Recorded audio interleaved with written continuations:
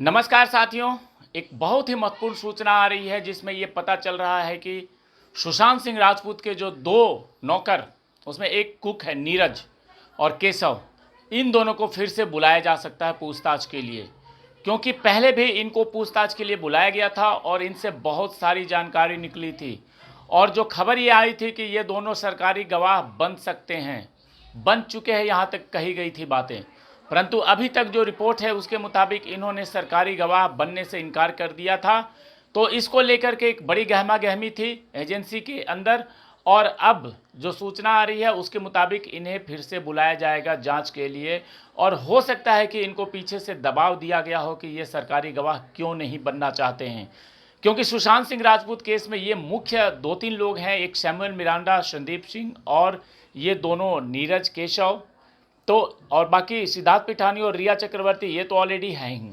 तो नीरज और केशव जो कि लगातार घर में मौजूद थे, और इन्हीं में से किसी एक ने कहा था कि सुबह में उसने जूस दिया है और उसने उनसे पूछा भी है कि आप कुछ खाएंगे क्या, कुछ ले आऊँ क्या, और इसके बाद जूस दिया। तो ये सारी चीज़ें इनको पता है और ये बहुत ही महत्वपूर्ण बात है इस केस में, क्योंकि अंतिम समय में कौन नज़दीक था और किसने एक्टिविटीज़ देखी, किससे क्या बातचीत किया उन्होंने, तो ये सारी चीज़ों के ऊपर।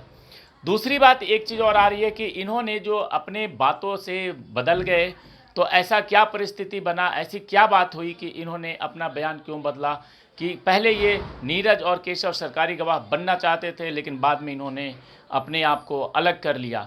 तो इन सारी चीज़ों पे एक बार फिर से गहमा गहमी चालू हो गई है और एक व्यापक जांच इसमें चालू हो गई है, और लग रहा है कि अभी इस मामले में और भी कुछ बड़ी पूछताछ होने वाली है। और एक जो खबर आ रही है उसके मुताबिक उस व्यक्ति की भी खोजबीन जारी की जा रही है जिसने कहा था कि सुइया चुभा करके जो हॉस्पिटल में कई बार देखा था और उसके बाद वो शमशान घाट पे भी था, तो उस व्यक्ति की भी खोजबीन जारी है कि वो कहाँ है, जबकि ड्राइवर जो है, ड्राइवर भी फरार है।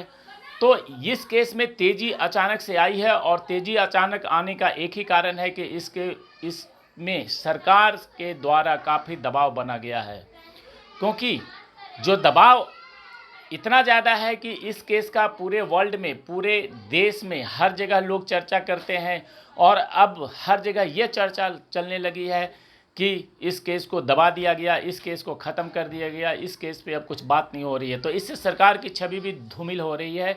इन सारी चीज़ों को देखें अगर मिला करके, तो ऐसा लगता है कि अब इस केस में बहुत कुछ जल्दी होने वाला है।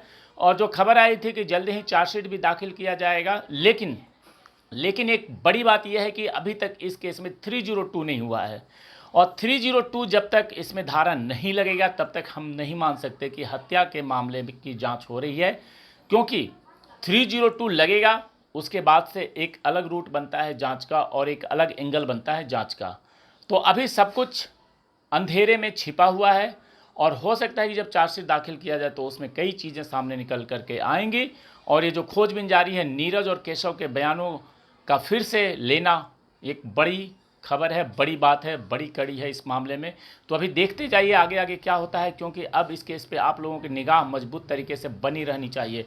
कोई भी ऐसी बात अगर होती है तो आपको तुरंत ही एक मजबूत अपना रुख अपनाना पड़ेगा और एक मजबूती के साथ आपको लड़ना पड़ेगा। तो बिल्कुल इस केस पे ध्यान रखिए। अगले वीडियो में कुछ और बताऊंगा। जय हिंद, जय भारत।